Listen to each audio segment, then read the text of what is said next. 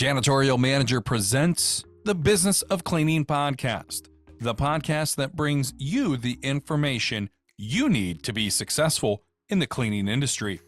The Business of Cleaning podcast provides in-depth interviews with successful personalities from the commercial cleaning industry, as well as discussing the trending topics that matter to you and your organization.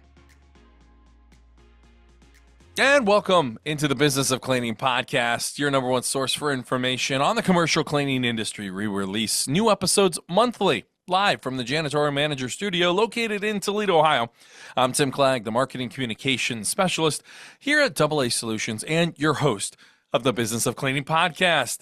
This episode, we'll be talking with Kendall St. Louis, CEO and owner of Ladnick, all the way from Trinidad and Tobago. Kendall started with just himself as an employee, has grown to over 200 strong working for him, and they have also expanded in the United States as well. Kendall, welcome to the show. We're really excited to have you on this month's show, and you're already celebrating this year your 13th year in the industry. Congratulations. Thank you. Thank you for having me. And you're still a young man. We're going to kind of travel back in time here. You're in your early 20s. It's kind of where this dream started to shape up and take place. You're making good money, working construction. I worked construction in high school and college, and there's one problem with it. There's always a dip. When the season kind of changes, the weather changes, work becomes a little bit of a roller coaster. And that's where you started to have the idea of getting in the cleaning industry. What do you remember about those early thoughts and it ended up having you land in the commercial cleaning industry? Well, what I would say, it was my path into cleaning was kind of got a direction sent from God, I would say. And I say that because I really didn't know that I wanted to do cleaning, but since growing up as a child, I always knew that I wanted to own a business. I always knew I wanted to be a business owner, right? And as you mentioned, I used to work construction, and funny enough, in those construction sites, I worked my regular job, and then I had a business on the while I was working. I had like a side hustle. I used to sell soft snacks. I used to have like lottery tickets for the staff to purchase. And I always said to myself, when this construction dip happens, I need to have something to do so that I don't have a way where my revenue goes down or I don't have an income coming. And that's where I ended up starting a business. And it just turned into cleaning. I really didn't know that it would have been cleaning. It just ended up being a cleaning company after I registered the name. And this hustle, this grind of selling, because everybody that's worked on a construction site, you have your water thermos, your lunch, and essentially that's it.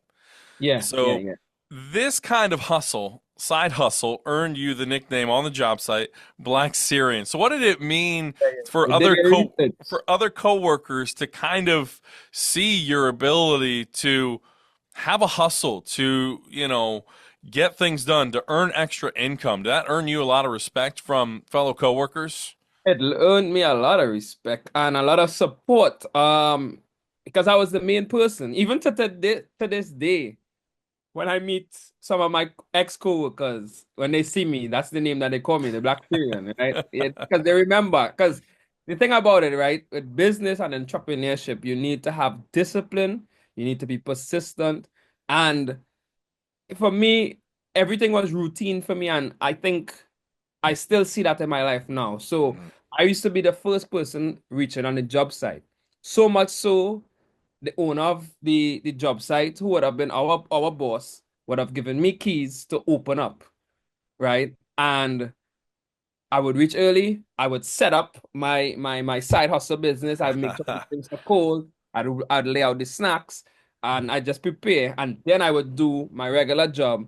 I would organize things for that. And because I had to go so early so that I wouldn't end up mixing the two together and then falling short on one or the other. So I had to dedicate that time, and I had to be disciplined and wake up early and get in there. And at that point in time, I didn't even have a car. So I used to be traveling Wow. and the distance was not very close. So I had to take like three vehicles, three taxis, as you guys say in Hmm. America, in order to reach to that location.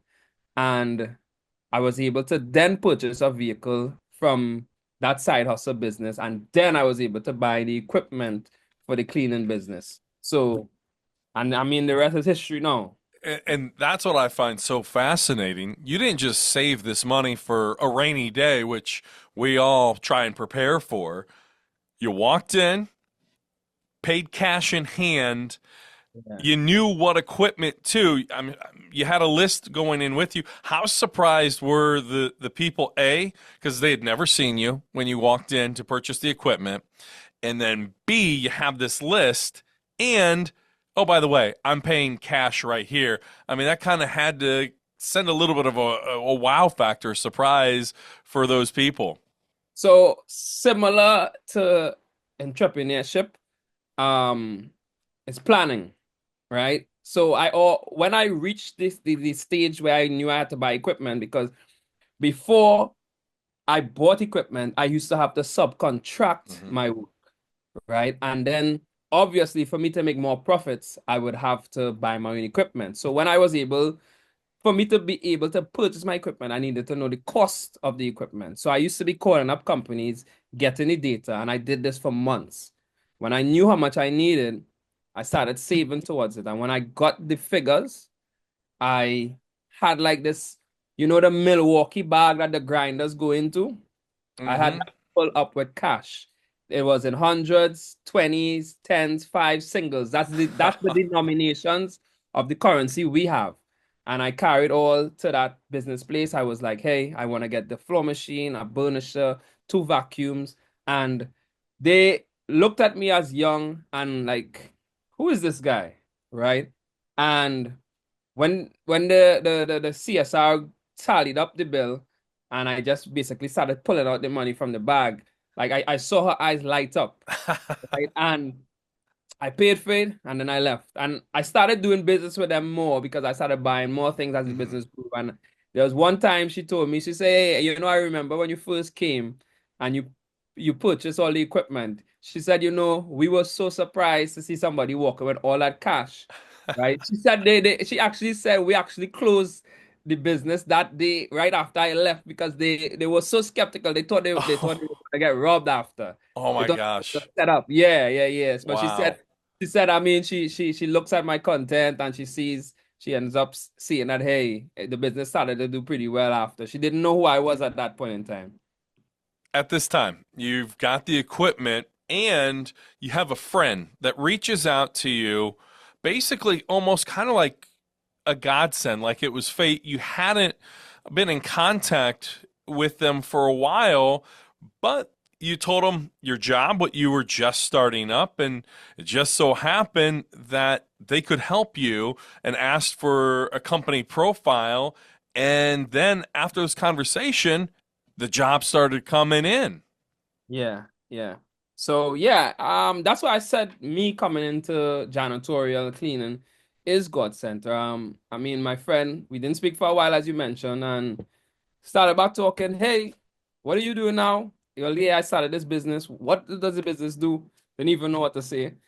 Bring a company profile, and I would have not known what a company profile was at that point in time. I used Google back then and I found out what it was, and then I made one immediately overnight, and then I carried it for her the next day. And I mean, I was always resilient, and I'm a researcher. That's what I do. Once Yeah. I into something, I try to get all the information possible. And the profile was a cleaning company profile, and that's how it started. Within a matter of dropping off that company profile, a few days after, I got an RFP, right? Request for proposal and I had to bid to do some cleaning for some business places under their umbrella.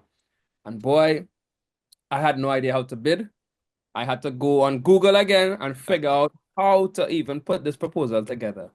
Use Google, try to convert it to Trinidad, to the Trinidad market, because obviously I was getting the American Sure. information. And I used that to submit my bid. I got all the jobs. this was me not thinking I would have gotten through. I was just doing it and winging it. I was so surprised that I got the purchase orders, right? And when I got the purchase orders, I started to panic because I said, hey, I don't have any equipment. I don't even know how to do this job. What am I going to do now? Started speaking to my uncle, telling him the dilemma. And then he mentioned, hey, I have a friend who has a cleaning company. And maybe you can let that guy do the job for you and you pay him. I say, yeah, that makes sense. He gave me his number, and this would have been one of my first real negotiations in business.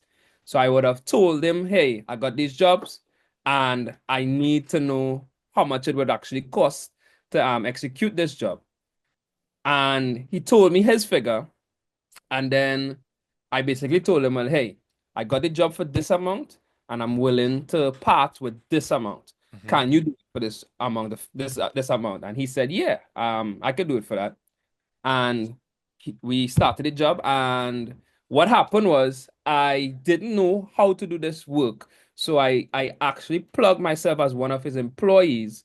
For basically, I was working for free technically, and I retain everything like a sponge as to how to execute this job. Mhm.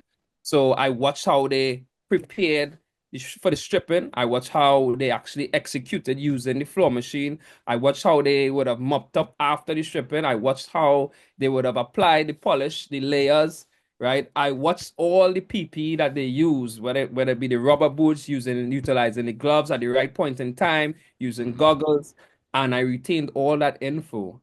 And anybody in the cleaning industry knows your first time using a floor machine is usually a challenge. And that was, I looked at it and I asked, hey, show me how to do it. And that's why I actually learned to use a floor machine. So let's talk a little bit about subcontracting, especially somebody listening to this right now that might be where you were 13 years ago in your shoes. What are some of the key benefits that you found that building service contractors, facility managers can gain from subcontracting cleaning jobs? Um, I think there are pros and cons with anything in business.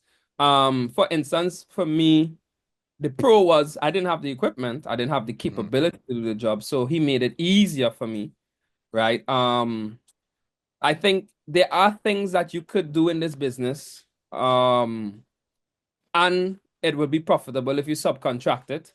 I think you can also develop a business where you become a one-stop shop for for your clients and offer different things that a building service contractor does or what a building would need in maintenance aspect. So whether it be electrical, whether it be painting, whether it be minor construction, and you could encompass all those things under one umbrella and you could subcontract those key things to specific people who are qualified and are the experts in whatever area it is. So whether it be you may not be an expert in painting, but you could foster relationships with a Mhm. excellent paint contractor who would come to do those jobs under your business. You pay them what they charge, and you put a markup to the other business so that you get that profit, and you get that profit without actually doing anything more than putting the bridge in the gap Mhm. together.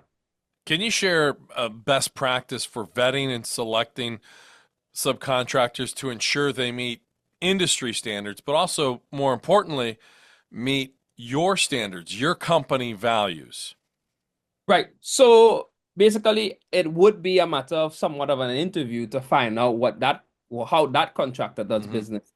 What their rules and guidelines would be in terms of executing jobs. Do they have a quality control plan to ensure that, hey, whatever job you do actually meets the criteria of what the client wants. So for instance, you don't want to just subcontract someone and they don't meet a certain criteria that you Hmm. would like or that you would exercise to your client, and they do the job, and it's subpar, because then it's a reflection of you, not that person, Right. right? Because the client doesn't necessarily need to know that you subcontracted, Exactly. right? So I would say it's important to have a interview process, find out what their rules and guidelines are, right? What their quality control plans and methods are.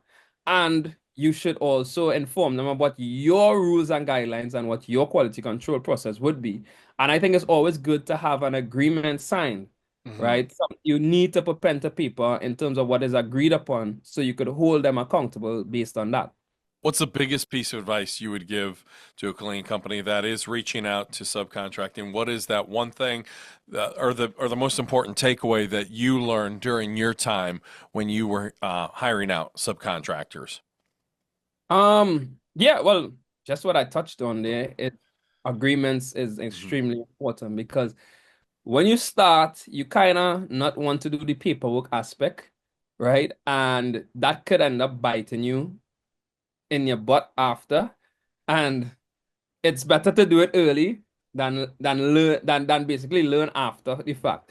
But you need to have clear guidelines, and that would go into your agreement with that particular subcontractor to ensure that everything they say they're going to do is what is done, and ensure that the figure that they quote is the figure that they execute the job on, so that they don't come back after to tell you, well, hey, I need more money. And you've Right. already quoted your client a specific figure. It looks very unprofessional to have to go back and tell them, well, hey, it's going to cost you a little bit more. Because everybody works with budgets. In the last 13 years, I want to go back. In the last 13 years, have you thought about that conversation that you had with your friend that led to the business taking off? If, hey, where would I be if this conversation never took place? What if um, we didn't catch up that time? Do you ever have that kind of thought in your head, like, man, I was just so blessed, kind of like fate lining up, right? The stars aligning all together. Yeah, yeah, yeah. Of course, I recap because it's hard to say where I would have been because definitely that opportunity did give me the start that I need, even though I was not fully prepared. Mhm. Um, it made me prepared. It made me ready for starting the business, growing the business, and then because I was already in it, I couldn't do anything else. It's the business is where it is at today. I had no choice but to do it. I wasn't working anywhere. The construction was at Mhm. a dip, so I had to figure it out. And I mean, everything, like I say, divine intervention. Everything just laid itself out and worked out on its own. We're talking with Kendall St. Louis, owner and CEO of Ladnick. You guys grew very quickly, going from just yourself, the lone employee, hitting that 100 employee milestone, then 200. You've continued to grow. What were some of the challenges growing that rapidly? Cash flow. Cash flow was one of the main challenges growing that rapidly. So as you know, this business, usually when you deal with commercial, it is a credit-based Mhm. business.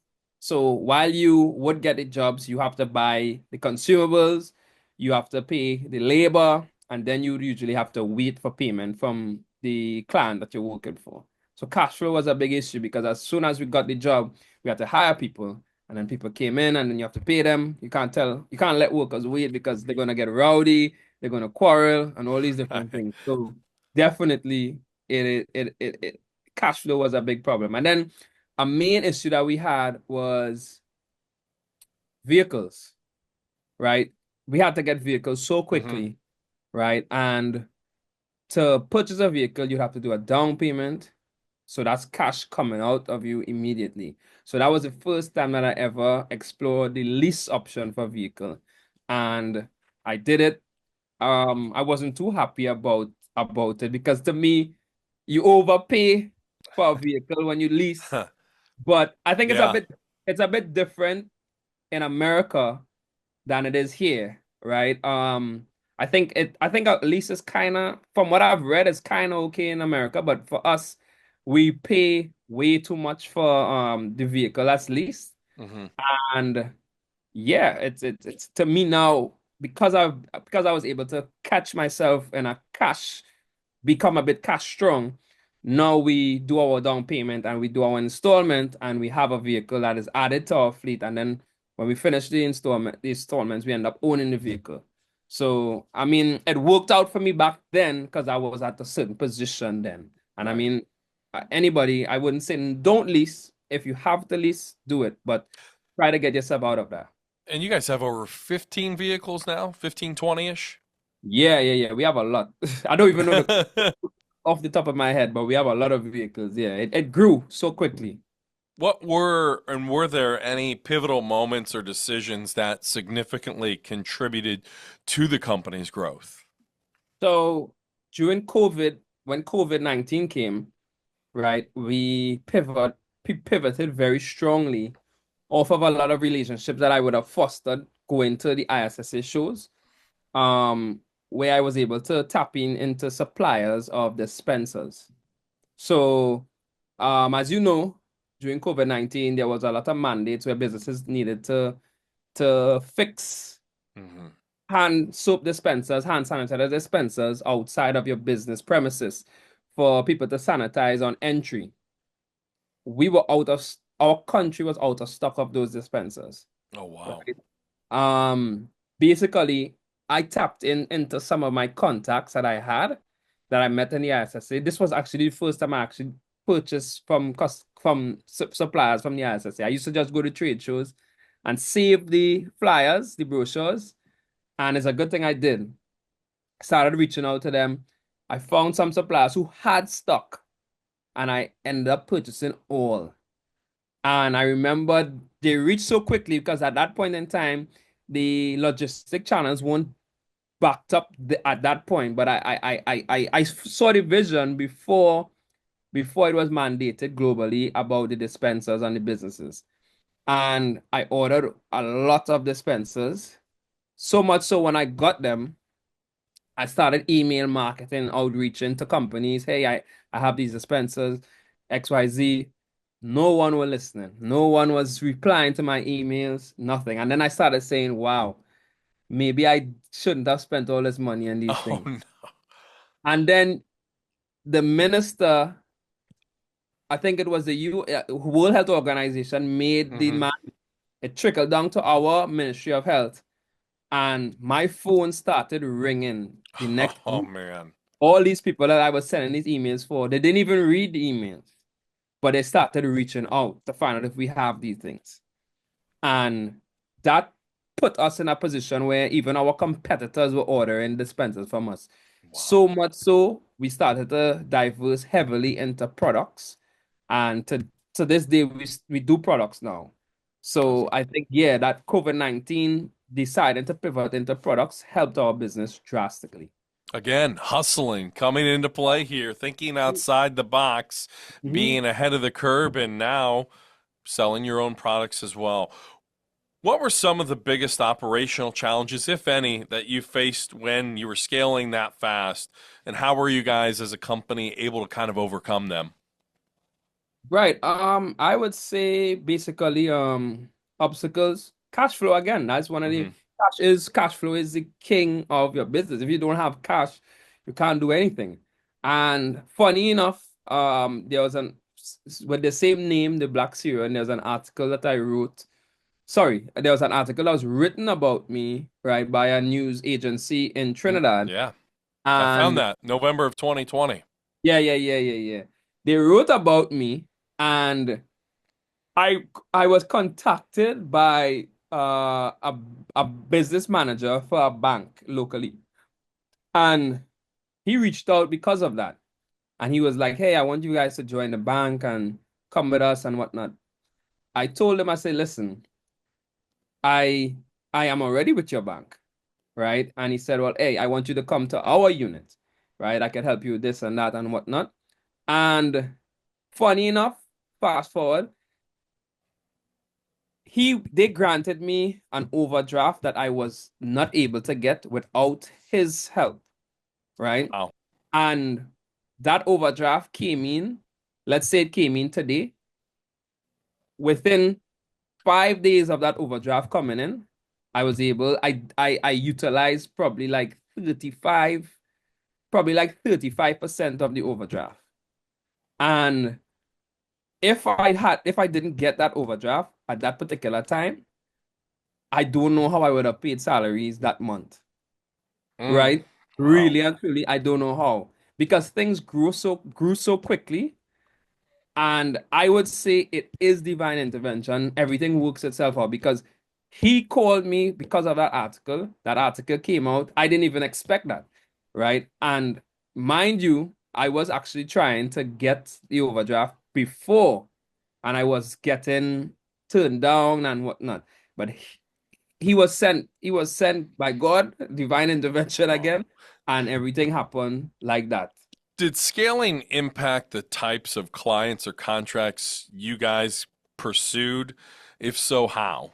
Um, what I would say is we scaling shows you that focusing on a niche is important, right? And for us, we try to target clients that pay on time, right? No, not necessarily that always works in your favor, but that is really our ideal client, right? But not all the time we do get those, but we try to focus on getting clients who pay on time. So like financial institutions, insurance agencies, those are companies that have cash and are able to pay their invoices on time.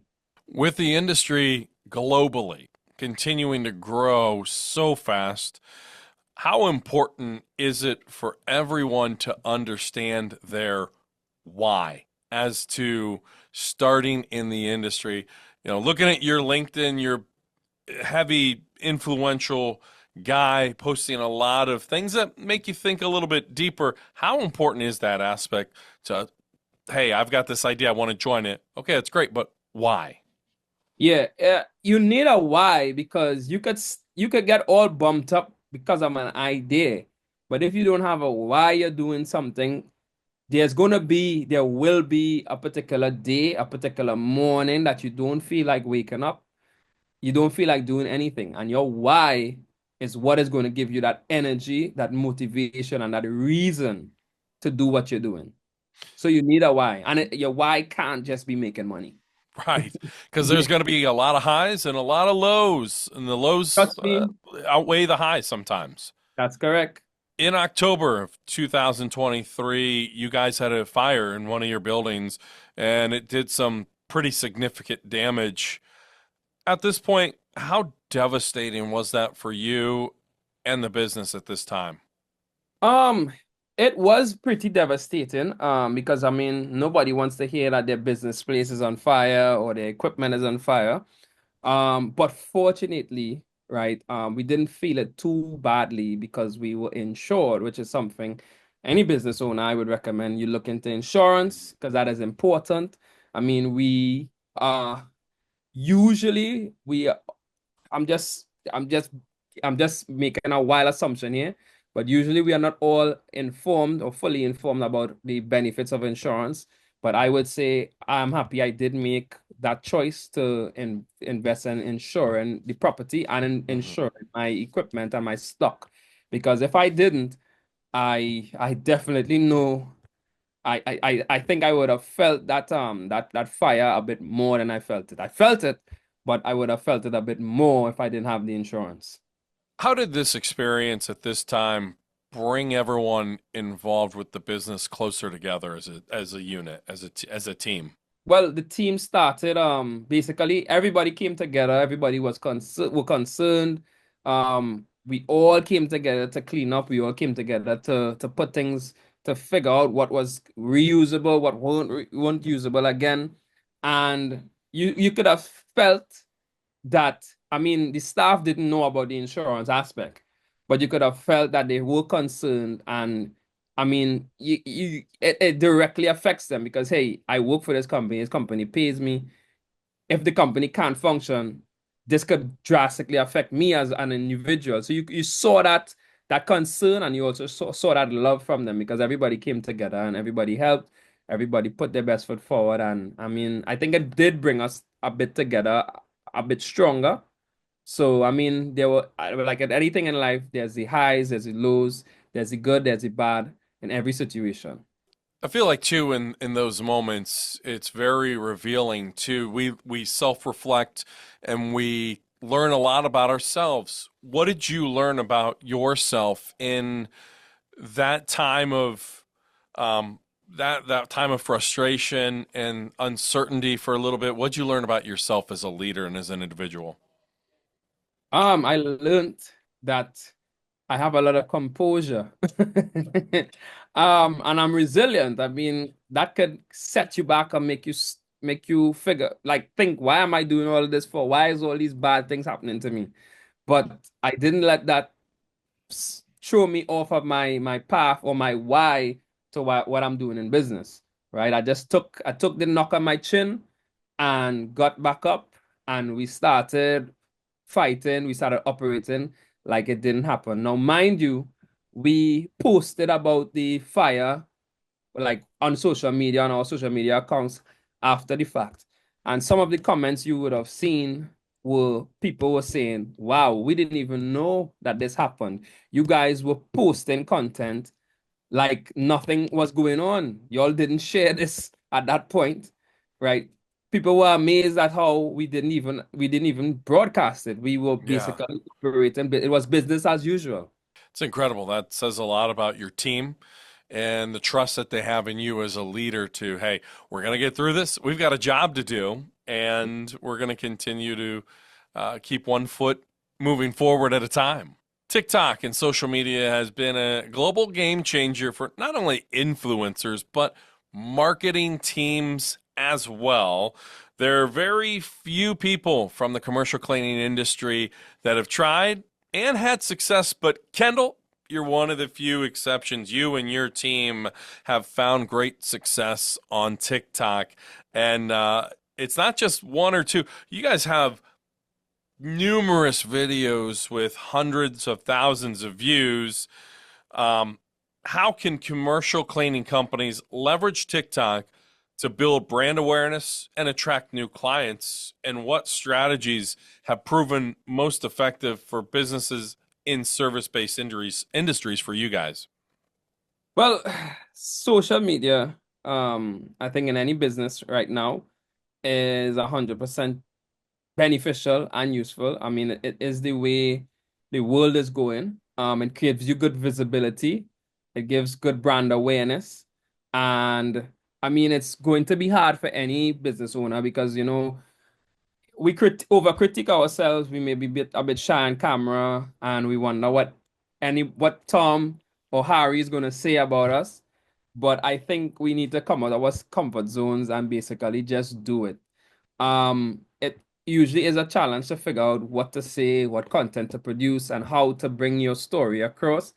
But I mean, the good thing is just start and you're gonna find your way. You're gonna find your way. Usually, I think you need to figure out what your target audience likes. So, for instance, we used to try doing the informative content, Mhm. right? Now, I'm not too sure how the American audience is for informative, cleaning, janitorial based content. But I realized that was not working in Trinidad, right? Our country, Same thing here. well, country, we are not very serious about things, right? And I realized a lot of the influencers and a lot of the content that resonates and gets a lot of engagement here are funny, comedic stuff. So I said, hey, maybe we need to incorporate this into our content. So I started doing that, and our engagement went up, right? It didn't Because just go up, it skyrocketed, to be honest with you. I mean, I went back during my research and looked at the beginning and saw where you guys started, and then you made the pivot, and then after that switch, I mean, phew, the numbers yeah, just took off. yeah. So I realized people like the funny content. So what we do, we are hitting you with so much funny content that is relatable because we're doing like office style stuff um to cater to the B2B because our content is funny comedic stuff that happens in an office. So Right. my thought process is you're going to see this and this is going to be relatable to you. So you're going to like it, you're going to engage, you're going to share, you're going to favorite it, and it's going to help our following go up and whatnot. And then we're going to stick in the educational stuff in between so that you also see the educational aspect. So whoever is interested in the educational aspect, they're gonna engage to that. And who's wants the funny stuff, they're gonna engage to that. And I think you guys do a great job of mixing in 50-50. Okay. First Yeah, yeah. 15 seconds is going to be the sketch bit, right? And then you're going to tie in and transition into the facts that you want to get across within the industry. And sometimes that they don't mesh well, but you guys are able to combine both of those ideas and make it seem pretty darn seamless. Yeah, yeah, yeah, yeah. Trust me, like, yeah, it's a lot of work. Like sometimes I set myself for like, hey, Monday, let's do 15 videos.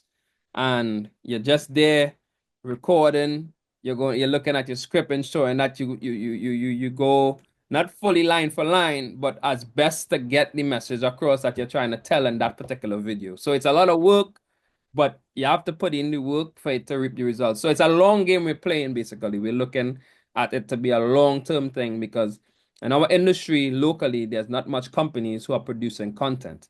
And if you don't see the trends early, you could end up lost in the sauce 2, 3 years down the road. And it's a free resource. That's the biggest thing. I mean, all forms of social media, signing up with an email address, a valid email. And the part I like, you mentioned, hey, we're going to come in here Monday and talk, shoot 15 videos. You aren't just in those discussions, my friend. You are front and center in almost every video. Yeah, So yeah. that's another aspect. People are seeing and familiarizing themselves with Kendall as the owner. But hey, this is him. He's in these videos. So it shows another side of you as well. Yeah, yeah, yeah, definitely. It helps because something I would have learned years ago from Gary V and Gary V and there was another influencer that said that, right? But you have to be omnipresent, right? You need to be seen everywhere. And yeah, you need to be the first thought on anyone's head when it comes to whatever your niche is, whatever your Mhm. business is. And I think I'm doing a pretty good job with it because people see me out and hey, Mr. Ladnick, Ladnick. Yeah, so it works. It works. And I gotta ask too, have have you seen success to those conversions, right? The people that are maybe needing cleaning jobs, stumbling across, following you. Hey, well, let's give them a call. Let's give Ladnick a call and see if we can't get them out to our commercial space here. And have you had the success with the conversion rates there? Yeah, we did. What I've noticed as well is that like I see random people coming to our business establishment and purchasing stuff. What I need to start doing is tracking the metrics, like Yeah. ensuring that my sales rep asks them how did they find out about us, right? So that's something that I have to work on. Definitely going to work on that.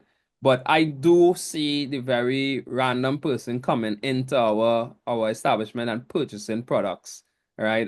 Sometimes calls come in. Funny enough, emails coming from prominent companies requesting quotes, inviting us to their premises to provide cleaning quotes. And funny enough as well, I was talking to my staff, my tenders team this week. There was a big company that sent us an RFP, right? For it's a huge tender. And I said to them, funny, when I started this business, I used to go door to door, and this was one of the companies that I was trying to get work with. And it was like knocking on a brick wall and imagining up that I no longer prospect to them in that capacity, but they're reaching out to me now, and they're probably reaching out because of visibility. Because we don't have any documents. If we have documents in there about us, I'm pretty sure who would have been in charge back then is no longer with the company, but they must know of us from somewhere in order for them to reach out to us. So it's amazing. That's fascinating and very exciting to hear kind of that full circle moment of, hey, I've made it, right? Since they were Yeah, one of yeah. the first ones you talked to. Um, it's early 2025. What's the forecast look like, commercial cleaning wise in Trinidad and Tobago for this year? I'm curious to kind of see what are there any common issues or things on the forefront that you guys are dealing with in the industry that might be a little bit different from the United States? Obviously, a continued one, of course, as everybody says, is retention, and finding and keeping staff fully on their team. Um, I think I think every cleaning contractor that I've spoken to, whether it be in Trinidad, America, the UK, we all have that issue with retention. And I think it comes with the territory of, remember, you're hiring low paying employees for a job that is somewhat considered as a low class job. Even though, I mean, we know this job is very important to any business and establishment because you could get shut down if your place isn't clean. But for me, I think in Trinidad, what we are challenged with right now, um, commercial cleaning contractors, there's a law that has been passed, called the Procurement Act. And with this act, right, it aims to make the playing field fair for everyone as it relates to service-based businesses. It creates transparency, makes the whole process a little bit more ethical and fair. But it also, to me, in my opinion, it also creates a bidding war. And when I mean a bidding war, everyone knows your price. So if I do a job for 1,000 US Mm-hmm. this year, the next year, you as my competitor, you're going to be like, hey, I want this job. I can do this job. Kendall does this job for 1,000 US. I can do this job for 900 US. So I'm going to bid So 900. it's public information then. Public information. Wow. Okay. Public information. So what that creates to me is a bidding war where basically it comes down to price because our country is price sensitive, right? So we would vet a tender and ensure that they meet the criteria, and then it just boils down to price, right? Which is not how it should be, but it is how, I mean, in reality, that is how it is in our country. So I think that is going to affect our industry in the coming years. It's a challenge that we all have to deal with, right? It's not a sustainable model because it forces me as a company, if I want to keep this job, I have to tend to go down on my price when I shouldn't have to go down on my price because chemicals is going up. Workers want more Cost of more living, yeah. salary. Administrative want more salary. And yeah, it's a ripple effect basically, and everything is going up. So in order to retain some contracts, sometimes we have to make the choice to shrink our charge for it in order for us to keep it and in order for us to keep employees employed. Now, employees aren't even aware that that's the situation, but it Wow. actually is the situation. So, yeah. Another hurdle, challenge to adapt. And, it also, too, goes back to customer relations, too. If you have a customer, let's say they've been with you for 5 years, you've got that trust, you've got that reputation. They may be a little bit more understanding, saying, you know what, we don't care about Tim's company, because we know what we're getting with Kendall, we know what we're getting with his staff, the service, the quality. Is that something that you have found to be true? No, not with government entities. Because of the act, they are compelled to once the criteria is met and it comes down to price, they are compelled to utilize the cheapest price. Not, and I mean, it would be Wow. a great world if what you said there was how it is operated. But we've seen companies where we've had that tenure with, we've had good service, we had a great relationship, and sometimes there was one most recent one we were underbidded. Well, we our bid was $500 more than the other contractor, and we were there for years, right? And they went with the other contractor because they met the criteria and their figure was lower than ours. Oh, man. Oh, my friend. Well, I hope that Another you, hurdle. yeah, another hurdle. Just a a brick wall standing in your way, but you've already been able to knock down several and continue moving forward.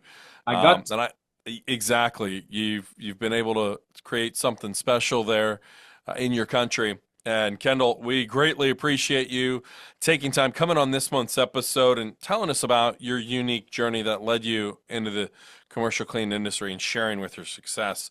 Where can people follow you since you have a big following on TikTok? You're a huge LinkedIn guy. I follow you and your content there. Where can they follow you on TikTok and you personally on LinkedIn to communicate directly with you? You could find me on LinkedIn, Kendall St. Louis, Kendal, St. Louis, Stlouis, similar to the state in America. And you could find me on Instagram and TikTok, right? My TikTok is Mr. Ladnek, MRLADNEK, and my Instagram is Mr. Ladnek Official. So you could find me on all those channels. And it's great content. TikTok, hilarious content, but unique to the industry, and great leadership skills and just personal development overall on your LinkedIn. So, Kendall, we appreciate you coming on this show and wish you guys continued success in 2025. Much appreciated, and thank you for having me on your podcast. Absolutely. Much appreciated. That will complete this month's edition of the Business of Cleaning podcast. Be sure to subscribe to us on Spotify, Apple Podcasts, Amazon Podcast, or wherever you get your podcasts from. Also, be sure to leave a 5-star review and your comments. From everyone at Janitorial Manager, our guest, Kendall St. Louis, I'm Tim Clagg saying so long. Until next time.